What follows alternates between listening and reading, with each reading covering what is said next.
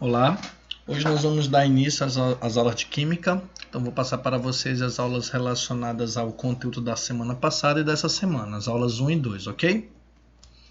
Então, primeira aula, Introdução à Química Orgânica. Até as primeiras décadas do século XIX, cientistas acreditavam que as substâncias de origem biológica só poderiam ser sintetizadas por organismos vivos. Então, depois de um tempo, percebeu que isso não era tão assim como se imaginava. Olha aqui. Então, por causa disso, Jöns Jacob Berzelius utilizou o termo orgânico para se referir a qualquer substância produzida por um organismo vivo. Então, tudo que um organismo vivo, um ser vivo produzia, era classificado como orgânico. Então, desde a sua estrutura, por exemplo, a sua pele, sua casca, no caso das plantas, né? As folhas, as flores, o organismo do animal, e tudo que ele produzia era considerado orgânico. E já a palavra inorgânico era utilizado para se referir às substâncias obtidas de fontes minerais não vivas, ou seja, basicamente das rochas. E Berzelius ele defendia a teoria do vitalismo. Então, para quem não lembra, estudado lá na parte da biologia, a teoria do vitalismo dizia o seguinte, que a síntese de compostos de origem biológica era impossível. Então, o que é síntese? Síntese é fazer no laboratório. Tá? Então, eles acreditavam que algo que era feito por um ser vivo era impossível de ser feito no laboratório, devido à ausência de um conteúdo não material, que era chamado de força vital, que era próprio dos seres vivos. Então, quem acreditava na teoria do vitalismo acreditava que todo ser vivo tinha a força vital, e essa força vital era que permitia o organismo de produzir as substâncias orgânicas. Ok? Em 1823, Friedrich Wöhler decide complementar sua formação sob a supervisão de Berzelius. Então, Friedrich Wöhler começa a trabalhar com Berzelius nessa data. E 5 anos depois, 1828, ele fez um experimento. O seguinte. Primeiro, ele aqueceu uma solução aquosa de cianato de amônio. Para quem não sabe, o cianato de amônio ele é uma substância inorgânica. Depois, ele observou a formação de pequenos cristais. Por causa disso, ele isolou e analisou as propriedades desses cristais. E, através dos seus estudos, ele percebeu que o sólido, esses cristais, era ureia. Detalhe, a ureia é uma substância orgânica. Para quem não sabe, a ureia é uma substância que é encontrada na urina, principalmente na urina dos seres humanos. Tá bom? Então, aqui embaixo nós temos a fórmula que foi utilizada. Então, nós temos aqui o cianato de amônio, que ele é uma substância inorgânica. Inorgânica. Quando ele foi aquecido, então lembrando, para quem não lembra, esse delta aqui sobre a seta significa aquecido. Então, quando o cianato de amônio foi aquecido, ele gerou a ureia, ok? Que é uma substância orgânica. Então, aqui foi a primeira vez que um cientista ele constatou que uma substância orgânica poderia ser feita no laboratório. Tá, ok? Por causa disso, a teoria do vitalismo ela foi se enfraquecendo nas décadas seguintes e também por conta de novas descobertas e novas sínteses. Então, uma síntese que foi bem conhecida também foi a síntese do ácido acético, feita por Adolphe Kolbe. Para quem não sabe, o ácido acético é o ácido encontrado no vinagre. Hoje em dia, a química orgânica é a parte da química que estuda quase a totalidade dos compostos de carbono, sejam eles naturais ou sintéticos. Então, por que se fala quase toda a totalidade? Porque tem alguns compostos que possuem o carbono, mas não são orgânicos. Por exemplo, o gás carbônico, o monóxido de carbono, os sais de carbonatos, os sais de bicarbonato e existem outros também. Tá, ok? A expressão produto orgânico ela pode ter vários significados. Por exemplo, para a química, quando nós falarmos em produto orgânico, nós estamos dizendo de um composto orgânico que foi produzido numa transformação química. Por exemplo, naquela reação de Wöhler, a ureia foi um produto orgânico. Já para a agricultura e para o comércio, ele vai ter um significado específico. É aquele é aquele alimento que é cultivado em um ambiente que se considere que considere sustentabilidade social, ambiental e econômica e valorize as culturas das comunidades rurais. Então, essa é uma definição do Ministério da Agricultura. Então, os produtos orgânicos no Brasil possuem até um selo específico do Ministério da Agricultura, que é esse selo aqui de baixo, o selo do Produto Orgânico Brasil. Ok? Segundo tema, o desenvolvimento da química no século XIX e a estrutura dos compostos de carbono. Então, voltando para os experimentos de Woolley. Então, um aspecto que ele percebeu. Tanto o cianato de amônio quanto a ureia continham exatamente a mesma composição química. Então, voltando aqui atrás. Ó.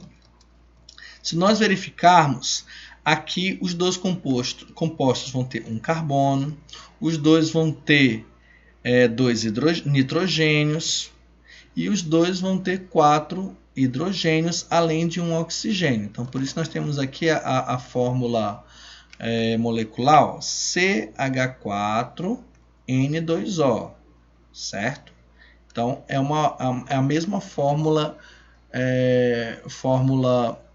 molecular para os dois, só que eles possuem diferentes propriedades, né?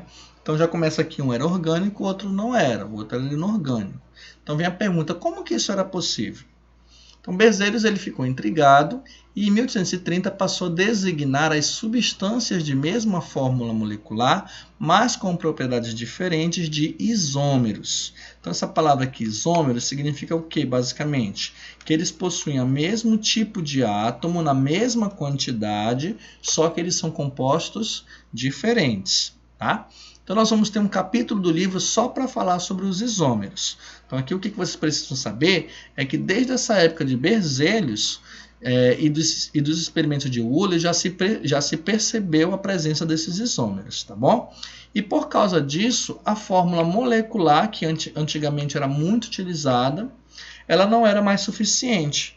Então, por causa disso, vem outros estudos relacionados a como dispor os átomos espacialmente para os estudos. Então, meados do século XIX, vem a elucidação de estrutura molecular dos compostos orgânicos.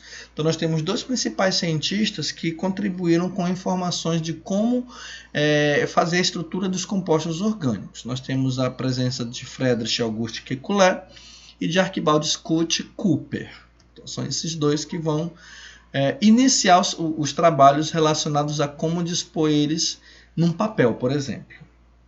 Em 1848, Edward Franklin ele realiza diferentes experimentos utilizando uma substância orgânica com zinco. Então, ele fez várias reações onde conseguiu adentrar o zinco dentro do composto orgânico.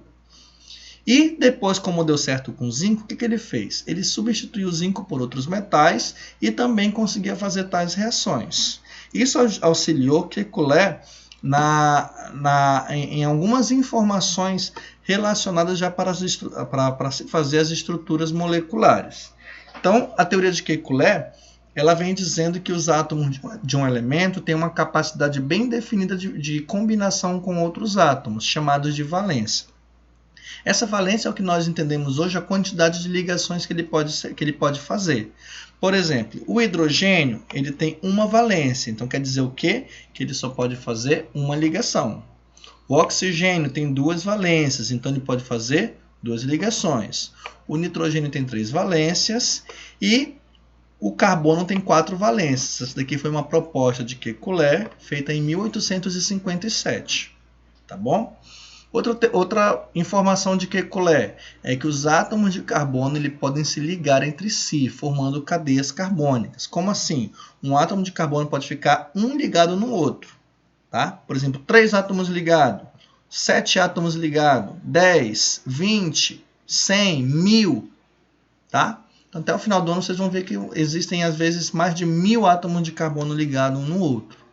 Beleza? Atualmente utilizamos diferentes fórmulas para representar as substâncias orgânicas. Então vou mostrar aqui para vocês, ó, 1, 2, 3 formas diferentes de representar a mesma estrutura, tá bom? Então essa estrutura aqui, ela vai ter, ó, 6 carbonos, mais 6 hidrogênios em cima, mais 6 embaixo, um na ponta e na outra. 14 hidrogênios, certo? Então, essa primeira fórmula, forma de representar, é chamada de fórmula estrutural. A fórmula estrutural, ela mostra todas as ligações que a molécula faz no plano. Então, eu sei, por exemplo, que este primeiro carbono está ligado com o segundo, que está ligado com o terceiro, e vai formando esse composto. Eu sei que o primeiro carbono está ligado com 1, 2, com 3 hidrogênios. Eu sei que o último carbono também está com 1, 2 e 3. Então, ela mostra onde está cada ligação. Tá bom? Nós também temos a fórmula estrutural resumida. Qual a diferença da completa para a resumida? É que na resumida, somente as ligações entre os átomos de carbono são explícitas. Então, por exemplo, aqui atrás eu contei que o primeiro carbono tinha 3 hidrogênios e o último também tem 3. Então, aqui ele é mostrado. Um carbono ligado com 3 hidrogênios. O último, carbono ligado com 3. Então, os hidrogênios aqui eles não são representados nas linhas, eles são representados diretamente com carbono. Então, os do meio, ó, cada um só tinha 2 hidrogênios. Então, já coloca aqui ó, o CH2. Ok? E temos uma também chamada de fórmula de traços, que ela vai representar apenas a disposição das ligações entre os átomos de carbono na molécula e os hidrogênios não são indicados. Como assim? Então, aqui nós temos a fórmula de traço para o mesmo composto. Certo? Cada ponto vai representar um átomo de carbono.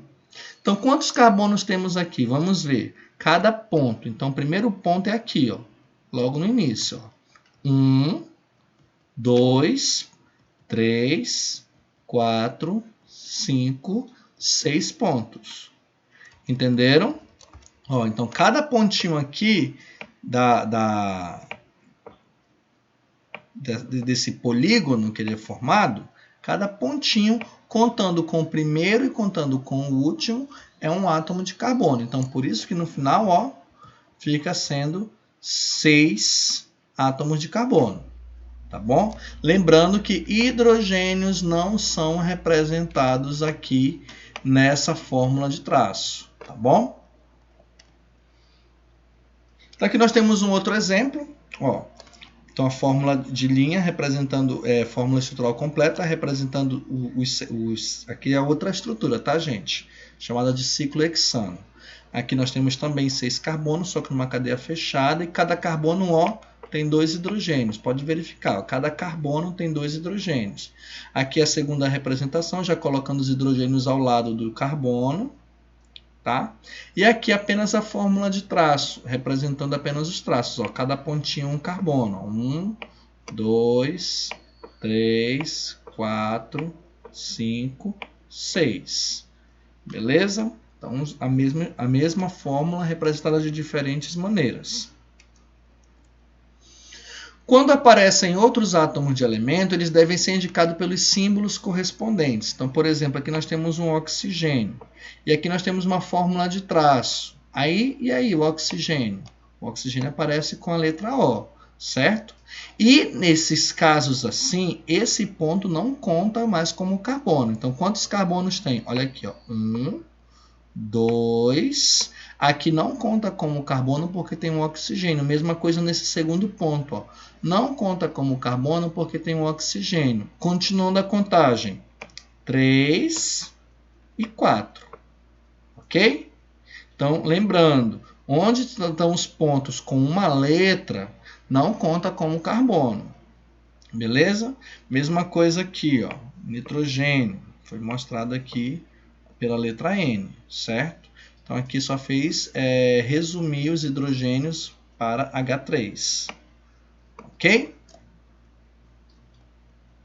Classificações de cadeia carbônica. Então, posso classificar a cadeia de acordo com o tipo de ligação entre os átomos de carbono, com a presença de heteroátomo, com a presença de ramificação e com a disposição dos átomos. Então, vamos ver de um por um. Primeiro, com o tipo de ligação entre os átomos de carbono. Então, tem duas formas de classificação. É saturada ou insaturada. Vai ser saturada quando todas as ligações entre os carbonos for apenas ligação simples. O que é uma ligação simples, professor? É quando tem apenas um traço. Olha aqui, ó. Uma ligação simples. Aqui é uma ligação simples entre os átomos de carbono, tá, gente? Aqui é uma ligação simples. Beleza? E vai ser essa insaturada quando houver a presença de insaturação. O que é insaturação? É quando tiver uma ligação dupla ou uma ligação tripla. O que é uma ligação dupla, professor? Olha aqui, ó, duas ligações entre um átomo e outro. 2 tracinhos, essa é a ligação dupla. Deixa eu voltar aqui para mostrar a tripla. Olha aqui, ó, 3 tracinhos para o N, é uma ligação tripla. Tá bom? Então, tem ligação dupla, esse aqui tem mais de uma ligação dupla. Então, ele é insaturado, tá bom? Presença de heteroátomo. O que é o heteroátomo? Primeiro, é um átomo de outro elemento químico que não seja o carbono que está no meio da cadeia de carbono. Então, se não tiver heteroátomo, é classificado como homogêneo. Então, não tem heteroátomo, homogêneo. Aqui, ó, carbono, carbono, carbono, carbono, carbono, carbono. Não tem. Homogêneo. Agora, presença de heteroátomo. Olha aqui. Carbono, carbono, carbono, carbono. Opa!